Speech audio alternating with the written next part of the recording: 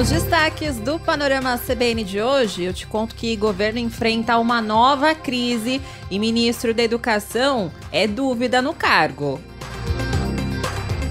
Governadores decidem prorrogar o congelamento do ICMS sobre a gasolina, o etanol e o GLP por mais 90 dias. E você também vai descobrir o que é o WhatsApp GB, que tanto estão falando aí nas redes sociais.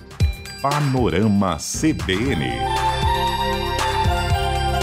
Olá para você que está ouvindo o Panorama CBN. Eu sou a Juliana Prata e vou te contar em menos de 30 minutos tudo o que foi notícia nesta terça-feira, dia 22 de março de 2022. Eu vou abrir essa edição novamente falando sobre a guerra da Rússia contra a Ucrânia. E hoje o secretário-geral da ONU fez um apelo por uma negociação séria para interromper o conflito na Ucrânia. Nas palavras de Antônio Guterres, esse conflito fica cada dia mais imprevisível. Ele disse ainda que o confronto tem causado sofrimento humano terrível e que não vai ter vencedores. Enquanto isso, o presidente ucraniano Volodymyr Zelensky voltou a pedir por mais sanções e pressão contra a Rússia em um discurso a legisladores italianos. E ao parlamento da Itália, ele disse que a população ucraniana se agarra à sobrevivência conforme as forças armadas russas avançam e que o objetivo do Kremlin é avançar para o restante da Europa. Zelensky também convidou o Papa Francisco para mediar as negociações com Moscou. Em uma reunião que foi feita hoje, os dois também conversaram sobre a situação humanitária na Ucrânia e o bloqueio dos corredores de resgate pelas tropas russas, como foi o caso da cidade de Mariupol, onde a abertura de um corredor humanitário foi adiada ontem, após a Ucrânia decidir não entregar o município aos russos. E hoje essa cidade portuária foi mais uma vez alvo de bombardeios e a prefeitura diz que Mariupol tem se transformado em cinzas de uma terra morta. E pelo menos 100 mil civis que tentavam fugir de Mariupol não conseguiram deixar a cidade por causa da falta de corredores humanitários. Inclusive, um braço do exército ucraniano na região acusa os russos de terem como objetivo a destruição completa da cidade e mortes em massa. Já na cidade de Kherson, que fica no sul do país, estoques de alimentos e suprimentos médicos estariam acabando, isso segundo o Ministério das Relações Exteriores da Ucrânia. Essa cidade ela está ocupada pelo exército russo há cerca de 2 semanas. Já a capital ucraniana, Kiev, que é um dos principais objetivos dos russos, está sob toque de recolher de 35 horas, com notícias de vários novos bombardeios. E até agora, 117 crianças foram mortas desde o início da invasão russa na Ucrânia, que aconteceu há 27 dias. E outras 150 ficaram feridas, de acordo com a Procuradoria-Geral Ucraniana. E o Ministério das Relações Exteriores da Ucrânia acusou o governo russo de ter deportado ilegalmente mais de 2.000 crianças das regiões de Donetsk e Luhansk.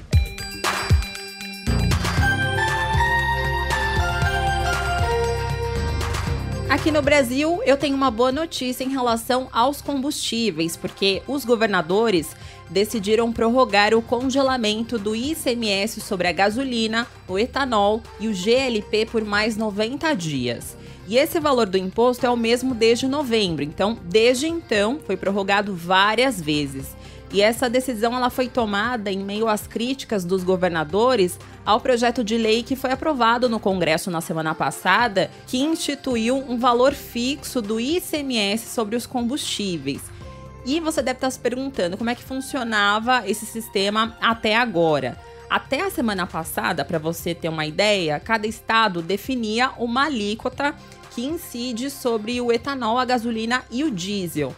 Mas como esse projeto de lei ele já está valendo em relação ao óleo diesel, o Conselho dos Secretários de Fazenda dos Estados vai fazer uma reunião ainda nesta semana para definir o valor do imposto que vai ser cobrado sobre o combustível. E aí sim, essa medida passa a valer de fato a partir do dia 1º de abril com um novo valor.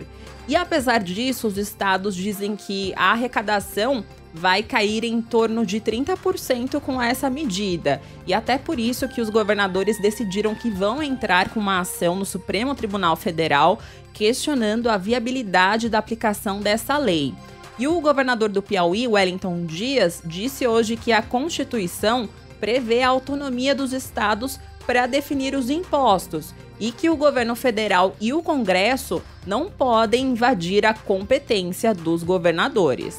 Se não tivéssemos esta medida, para que possamos recorrer ao Supremo, nós estaríamos abrindo um precedente em que o Parlamento ou o Executivo tivesse sozinho poderes para alterar sobre tributos. Nós estamos falando de uma ameaça concreta de desequilíbrio de estados e municípios do Brasil.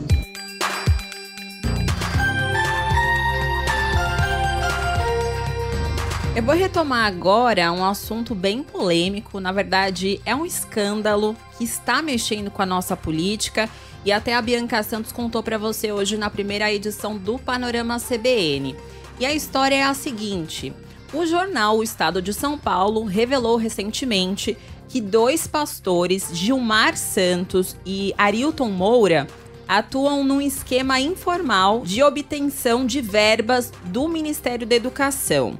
Então, desde janeiro de 2021, eles estão negociando com prefeituras a liberação de recursos federais para obras. E atenção, eles não têm nenhum tipo de vínculo com a administração pública e, mesmo assim, eles estão atuando dentro do Ministério da Educação. E você lembra daquela expressão gabinete paralelo que surgiu durante a CPI da Covid? Então, agora esse termo apareceu novamente nesse caso, porque segundo o Estadão, os religiosos participam de agendas fechadas do Ministério da Educação, discutem políticas públicas, o uso de verbas e facilitam o contato de empresários e prefeitos com o ministro Milton Ribeiro, que também é pastor.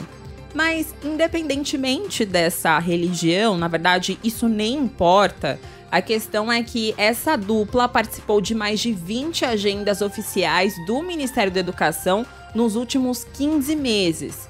E ontem à noite, o jornal Folha de São Paulo divulgou um áudio de uma conversa que ele manteve com prefeitos e 2 pastores sobre a distribuição de verbas no Ministério. Nesse áudio, Milton Ribeiro, que é o ministro da Educação, disse que o governo prioriza prefeituras para atender a uma solicitação do presidente Bolsonaro.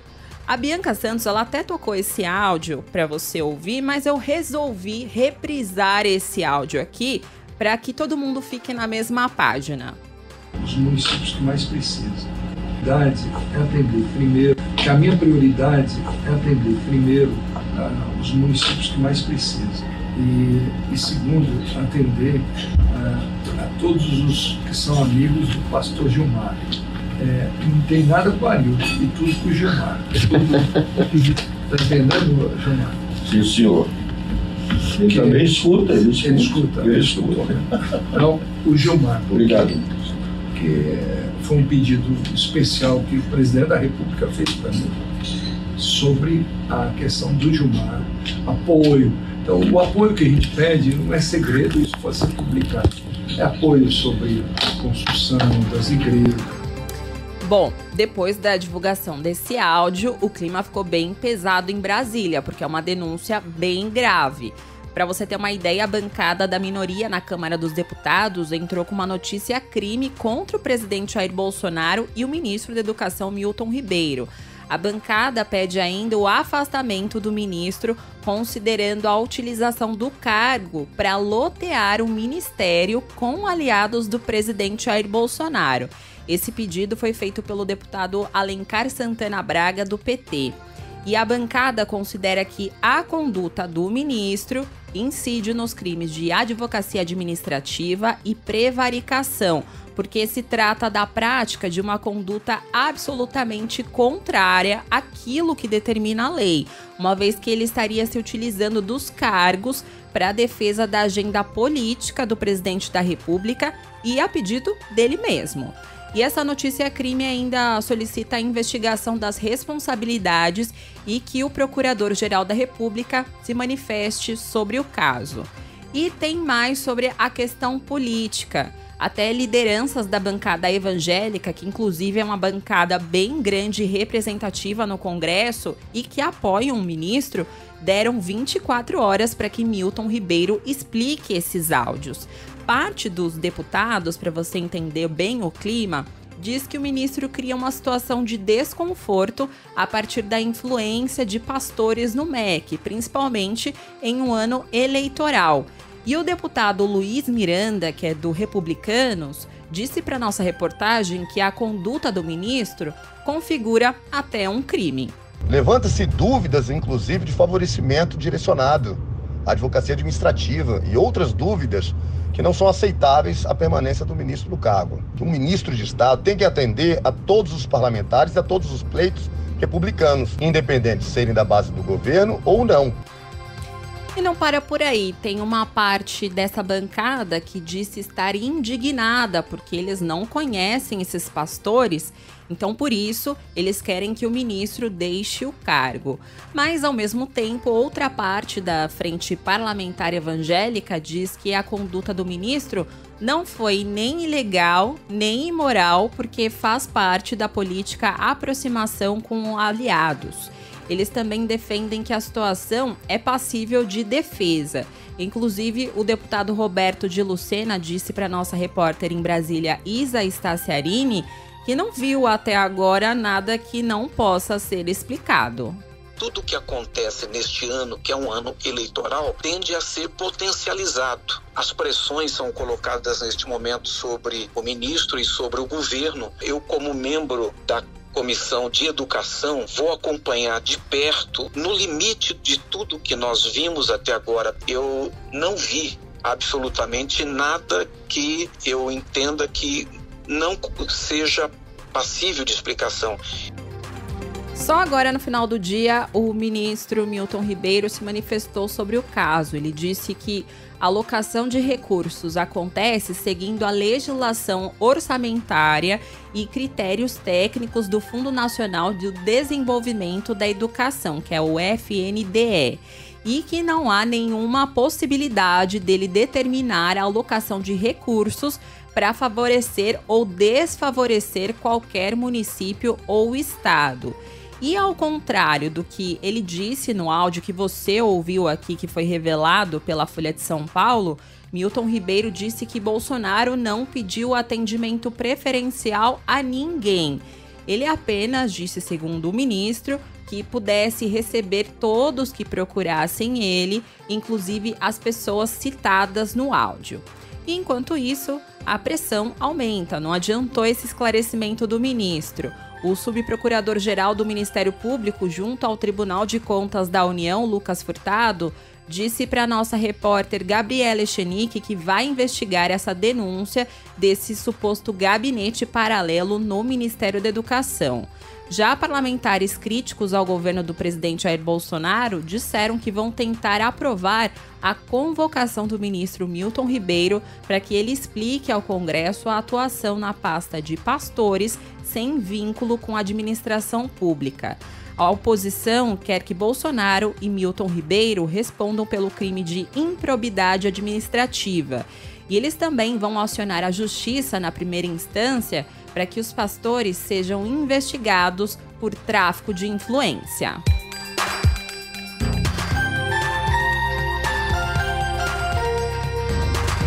Na tecnologia, hoje o YouTube anunciou uma atualização na política para combater fake news sobre as eleições brasileiras.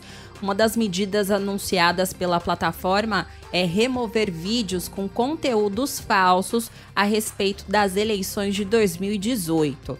Segundo a plataforma, vão ser derrubados vídeos com informações falsas sobre fraude generalizada erros ou problemas técnicos que supostamente tenham alterado o resultado de eleições anteriores após os resultados já terem sido oficialmente confirmados. Essa política, ela já tinha sido adotada pelo YouTube para vídeos publicados após as eleições dos Estados Unidos em 2020 e da Alemanha em 2021. E agora ela vai ser aplicada às eleições presidenciais brasileiras em 2018. E ainda falando sobre tecnologia / fake news, o aplicativo de mensagens Telegram bloqueou hoje mais 2 perfis que são atribuídos ao blogueiro Alan dos Santos, que é apoiador do presidente Jair Bolsonaro. Eu lembro você que essa ação de hoje do aplicativo está ligada àquela ordem de bloquear o Telegram que foi dada na semana passada pelo ministro Alexandre de Moraes a pedido da Polícia Federal.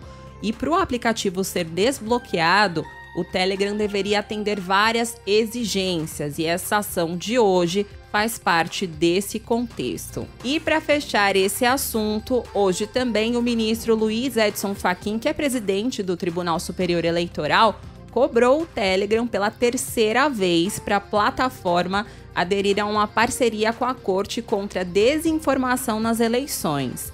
Relembrando para você esse caso, em fevereiro, o TSE firmou um acordo com 8 plataformas digitais, o Twitter, o TikTok, o Facebook, o WhatsApp, Google, Instagram, YouTube e o Quai. E o Telegram, que ainda não quis aderir, é um dos principais canais utilizados pelo presidente Jair Bolsonaro e apoiadores para espalhar fake news. Em outras plataformas, por exemplo, Bolsonaro já teve diversos conteúdos bloqueados e submetidos a avisos de desinformação. E as outras plataformas, elas se comprometeram a desenvolver filtragens para identificar informação enganosa e remover o conteúdo que violar essas regras. Inclusive, Fachin propôs ao Telegram uma reunião na próxima quinta-feira para discutir ações de combate à disseminação de informações falsas. Esse convite foi enviado ao fundador e CEO do aplicativo, o Pavel Durov, e o advogado Alan Elias Tomás, que representa a empresa junto às autoridades do Judiciário brasileiro. E sobre esse assunto, hoje o presidente do TSE disse que existem grupos empenhados em atacar a democracia e que os algoritmos disseminam o ódio, o medo e impactam as eleições. Durante uma palestra para universitários, Edson Fachin disse que estava ali fazendo um alerta sobre o cenário atual e fez um apelo para que os jovens votem. O ministro disse que no dia 2 de outubro, seja por ação ou por omissão, cada um vai ter feito a sua escolha e que a gente está à mercê de engenheiros do caos.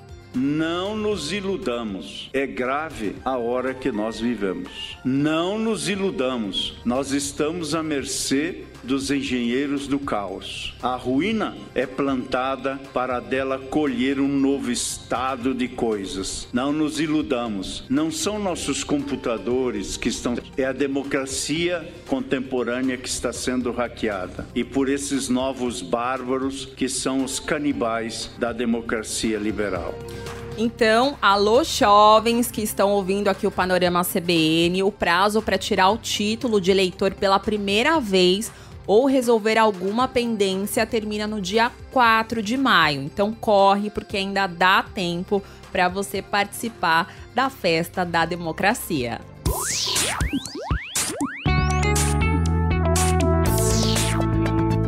Quando você ouve esse som, você já sabe que eu vou falar algo relacionado à tecnologia, né?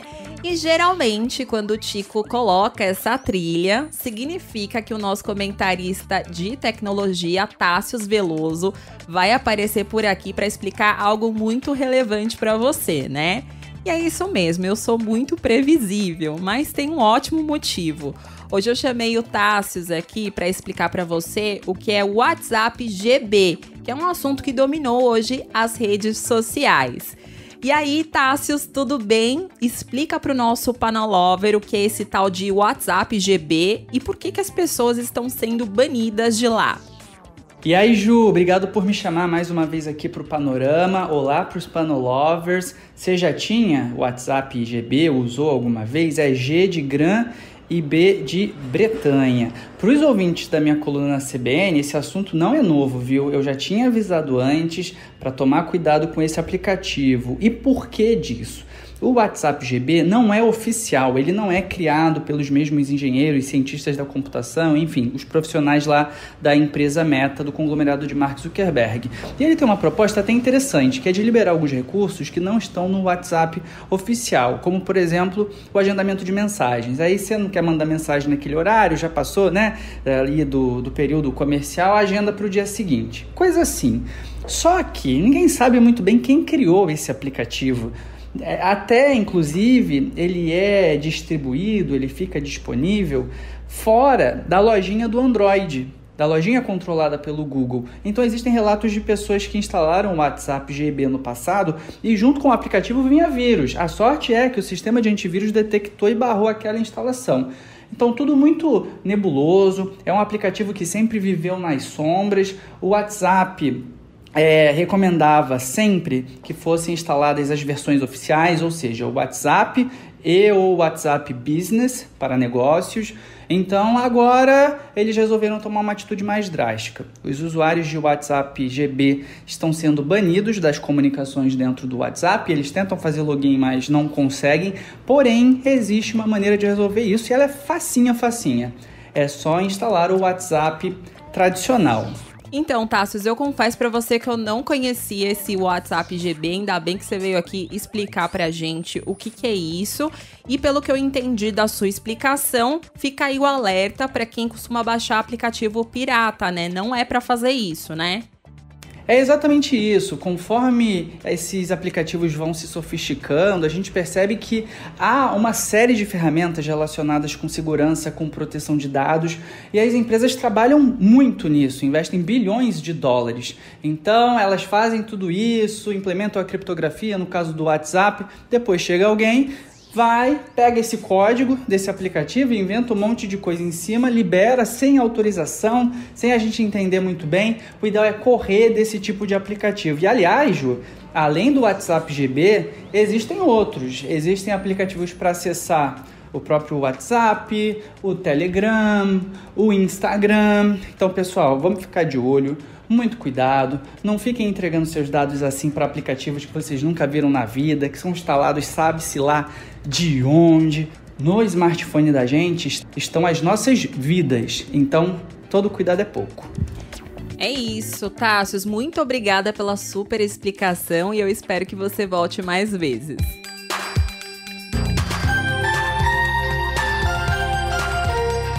Em Petrópolis, 3 pessoas continuam desaparecidas depois do temporal que atingiu a cidade que fica na região serrana do Rio. Isso aconteceu no último domingo. E pelo menos 5 pessoas morreram na chuva que voltou a castigar a cidade pouco mais de um mês depois daquela tragédia que deixou mais de 230 mortos. E entre as novas vítimas estão o professor universitário Nelson Ricardo Ferreira da Costa, de 59 anos, e a mãe dele, Heloísa Helena Caldeira da Costa, de 86 anos. Eles moravam em uma casa que desabou na rua Washington Luiz, na mesma via onde mês passado 2 ônibus foram engolidos pela enchente. E é bem nesse ponto que cerca de 140 bombeiros atuam nas buscas nessa terça-feira. E o porta-voz do Corpo de Bombeiros, Major Fábio Contreiras, disse em entrevista à Globo News que ainda existe a possibilidade de sobreviventes nessa área. Ali é um desastre misto, onde nós temos estruturas à base de concreto, que podem fornecer alguns bolsões de ar, célula de sobrevivência para essas vítimas, porém nós também temos muita terra e muita lama, o que nos causa uma grande dificuldade de encontrar vítimas que possam estar nesses bolsões. Cerca de 840 pessoas tiveram que ir para abrigos e se juntaram aos mais de 280 desalojados da tragédia do mês passado. E o medo virou rotina para os moradores, né, que ainda vivem o luto e as perdas da última chuva. E muitos desabafaram para nossa repórter Alexia Souza sobre os momentos de apreensão. E a gente vem aqui suplicar às autoridades que veio olhar por nós, porque Rua Tereza está largada. Após essa calamidade, essas chuvas, pouca coisa se fez na Rua Tereza e em Petrópolis em geral. Então clamamos às autoridades que venham nos ajudar, porque está difícil, a nossa cidade está sucumbindo por tanta calamidade e tanta dificuldade. Já estamos passando por dificuldades financeiras há muito tempo e com essas chuvas se tornou muito difícil. Então nós pedimos socorro, autoridades, olhem por nós. No mercado financeiro, a Bolsa de Valores de São Paulo encerrou o pregão de hoje em alta de 0,96% aos 117.272 pontos. No mercado de câmbio, o dólar comercial fechou o dia em baixa de 0,59%, cotado a R$ 4,915. Já o euro terminou negociado a R$ 5,421, com uma desvalorização de 0,45%. Água de março é chuva que vem, água de beber, camarada, água de beber, camarada. Como hoje é o Dia Mundial da Água, eu vou embora com Baiana System com a música Água. Muito obrigada pela companhia de hoje. O roteiro dessa edição foi escrito por mim e os trabalhos técnicos são do Anderson Wendel, o Tico.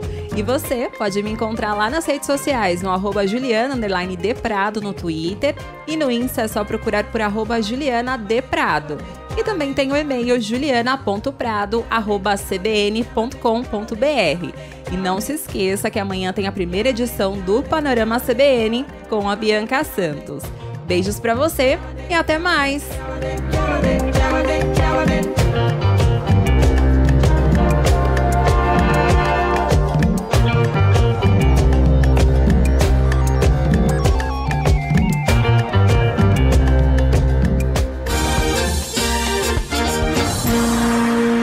Panorama CBN. As principais notícias do dia em menos de meia hora.